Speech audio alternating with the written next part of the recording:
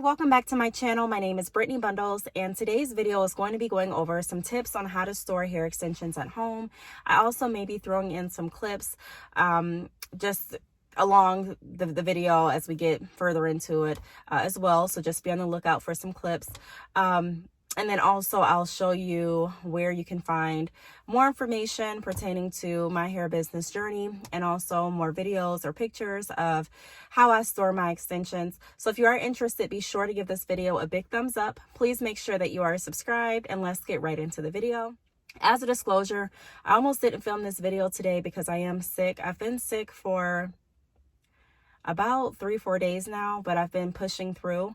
And you know, sometimes when you have a cold, it's like you can gradually feel yourself getting better. But for me, I don't know, it feels like one day I'm feeling better, and then like today, like yesterday, for example, yesterday I felt like I was getting better. Today I feel like I'm not. So I just want to come to you all and let you know that, you know, if the video doesn't seem, if I don't seem like myself, you know, entirely, it's because I am sick. So keep me in prayer, and let's get into the video. So like I mentioned, today's video is about storing hair extensions at home. I think a lot of people put too much thought into running a business out of your home. You know, you definitely want to make sure that you're doing and making calculated steps and taking the right actions whenever you're starting a business, whether it be in your home or actually in a facility. However, there's not too much that you need to be able to have hair extensions on hand in your home. In a lot of my videos, I recommend that if you are starting a hair business, that you have hair on hand. Not necessarily, you know, you don't even have to have too many bundles, you know.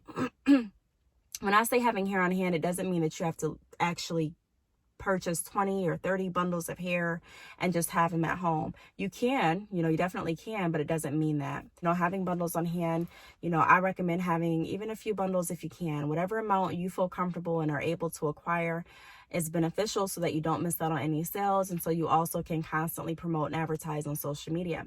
So the first tip that I want to go over is, you know, find a safe place in your home to store your extensions. A closet works great. You know, a closet is kind of out of the way. Typically it's a dry space. So I do recommend that you find a closet that you can dedicate just to your hair extensions and start building your inventory there.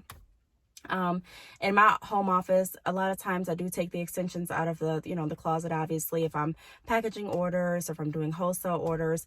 And when they are stored in the closet, I use either a box or a crate. Typically I try to use crates, but if I run out of crates, or if I am sorting the hair, I will use different boxes if I don't have any crates nearby. A lot of times I purchase crates for the hair, but then the crates end up getting used for like the kids' toys or different things around the home, which is still okay.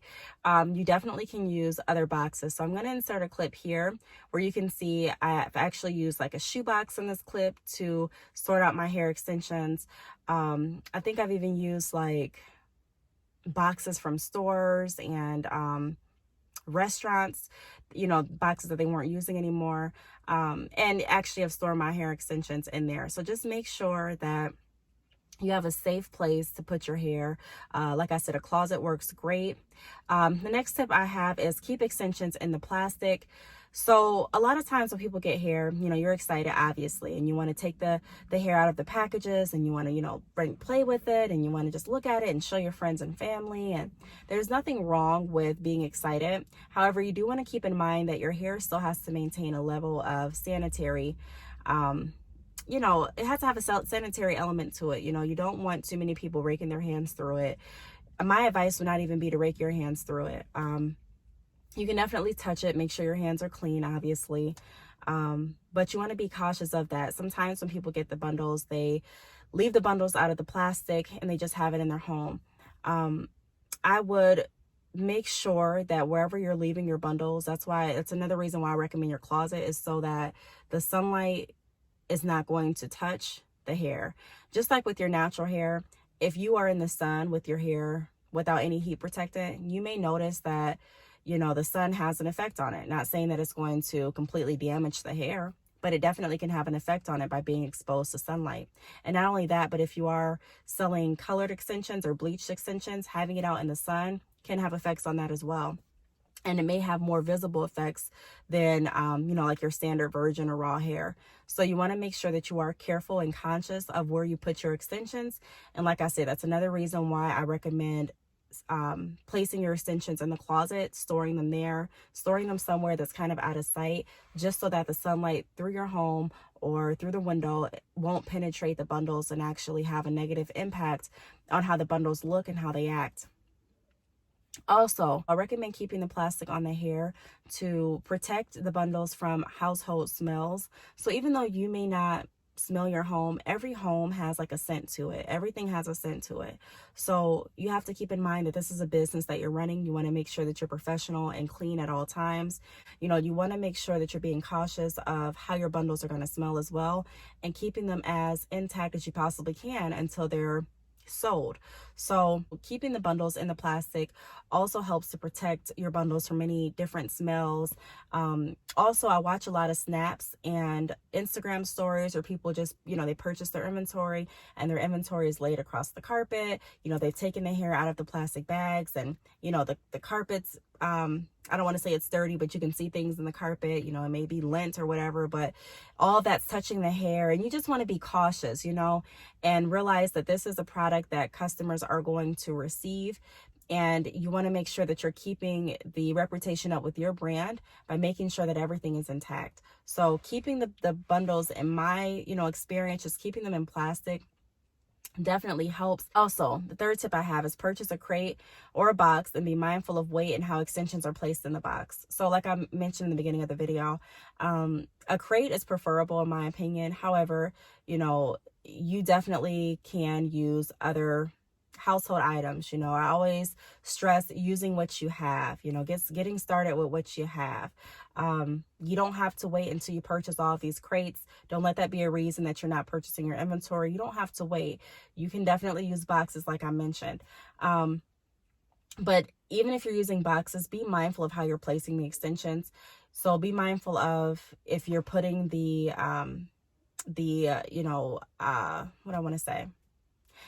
curly bundles at the bottom and the straight bundles on top, because I've done that before. And you may notice that one of the curly bundles may have been, like, the curl pattern may be slightly different because of all the weight that was on it from either your materials, your branding items, or other bundles. So you want to be cautious of how you're placing the bundles so that nothing is really interfering with the curl pattern. You know what I mean? If anything sits folded in a certain way for too long, it can definitely have a crease in it, or it can definitely get kind of bent out of shape, if you understand what I'm referring to. So be cautious of how you're placing your bundles in the bags, not even in the bags, but in the crates and in the boxes. Also, what I would recommend is tying a rubber band at the top of your bundles. Tying a rubber band so that when the bundles are placed in the box, they're not getting all of the hair doesn't fall to the bottom and cause the pattern to be changed as well, or cause the hair to look different or not as neat. Presentation is it's a lot in business. And so when people get the items that they paid for, just like you and I, we want to make sure that the items look like what they look like online. You don't want to get a straight bundle and then the bundle's all bent up and, it's just like, okay, this doesn't look anything like what the pictures look like online. So I keep a rubber band around the top of the bundles just to make sure everything looks neat. You know what I mean? Because I have had bundles where, I didn't have the rubber band around it and they would just be in the box, and then I would take them out and it would be time to sell them. And I'm like, okay, this doesn't look as straight as it initially looked, So I just like everything to still look very nice and very professional and very neat. Of course, when you inspect your bundles, I recommend, I take the bundles out of the plastic, I inspect them, I look at them. You can still fill them. I'm just saying, be cautious of how you're filling them, be cautious of who you allow to fill them, be cautious of not raking through the hair excessively, and be cautious of making sure that you put it back into the plastic and make sure that there's a rubber band to keep everything neat and intact until it's time to sell the bundles.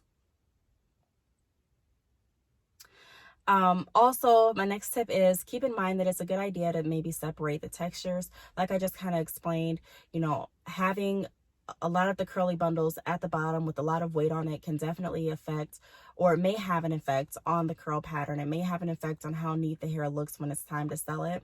So what I've done is I've separated the textures in different boxes. So you'll find straight in this box, and body wave in this box, and kinky curly in this box. And really, it just helps you stay more organized. And not only that, but it helps to preserve the hair as well.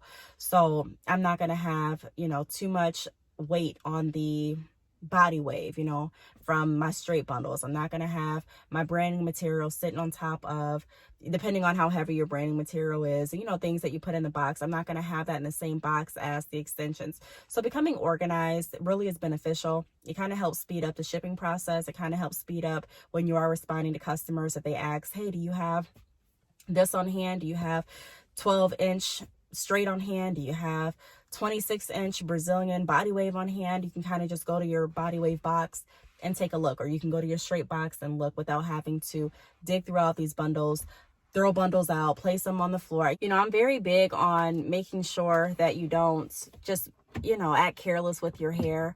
A lot of times when people showcase their bundles on social media, I try my hardest not to cringe, because I'm like, you have to keep in mind that these people that are watching you are not just your friends. The people that are watching you are not just your family members.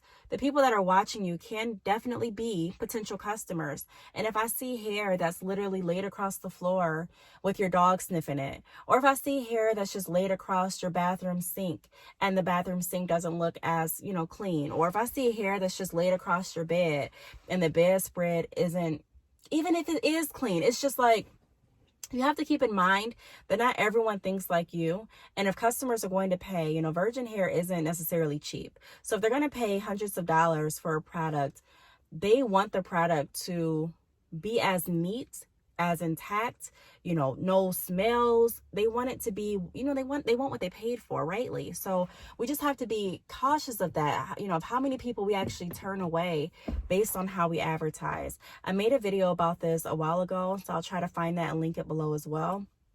But I made a video about how to advertise your bundles.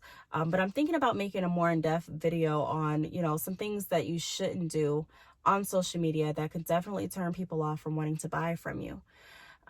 So keep that in mind. The next tip that I have is, I think we already went over this, but this is the last tip. It's just refrain from playing in the bundles, breaking your fingers through the bundles too many times. The display bundles that I would have in my salon, if you do sell display hair, then it has to be, I'm pretty sure we didn't sell any of them. I'm trying to think, that it was a while ago.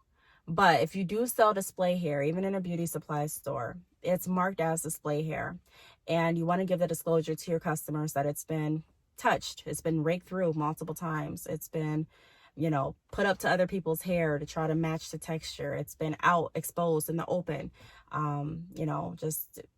it's just been out. It's not the same quality as hair that's been packaged and stored correctly. So if a customer buys hair from you and the curl pattern has been combed out, one of the bundles, the curl pattern is curled out, the other bundle, the curl pattern is intact, and the other bundle looks like it's been, played with a little bit, that can definitely, like I've been mentioning, make a customer not want to purchase with you a second time. So we just have to be cautious of not playing with hair too much. We have to be cautious of having certain bundles really for promotion and bundles for sale. I strongly recommend anyone that is selling hair, take a look at my sample kit. I do have the links down below in the description bar. And even if you're not working with me as a vendor, contact your vendor and ask for sample bundles. That way you have hair that you can specifically use for demonstration. You have hair that you can use to run your fingers through. You have hair that you can use to do different tests and different, just different things on to show your customers and demonstrate to your customers how your hair reacts to certain products, and how it reacts to being dyed, and how it reacts to being bleached, and how it feels. And make sure you have different bundles for that. I'm not saying that you can't use your bundles to show on your social media. I'm not saying that at all. I use my bundles to show on my social media as well. I'm just saying there are people that take it overboard as far as continuously raking through the hair, throwing the hair any place, and not being as careful as, with it as they should be. And it can definitely have an effect on your sales. So that's what I wanted to get out in this video. When we talk about increasing our sales, it's such a broader topic than just do A, B, and C and your sales are going to increase. It's such a bigger, broader scale and spectrum than just A, B, C and you're done. That's why a lot of times in my videos, I talk about getting back to the basics. That's why a lot of times in my videos, I talk about the business aspect and the fundamentals more so than, specifics on hair. Like if you look at my videos, a lot of the videos are, obviously about hair, but a lot of them are still about business skills, and becoming organized and seeing the broader picture and relationship building and different things that you can look for to build your sales. Sales will definitely come, but we have to look at the behaviors that we're doing. And it even goes back to how the hair is initially sent out. How are we storing it? How are we promoting it? How are we advertising it? So that's what I wanted to get out in this video. Again, I apologize. I'm not feeling the best. So if I seem a little off, that's why. Thanks so much for watching. Please make sure that you are subscribed, and I will see you all in my next video. Bye.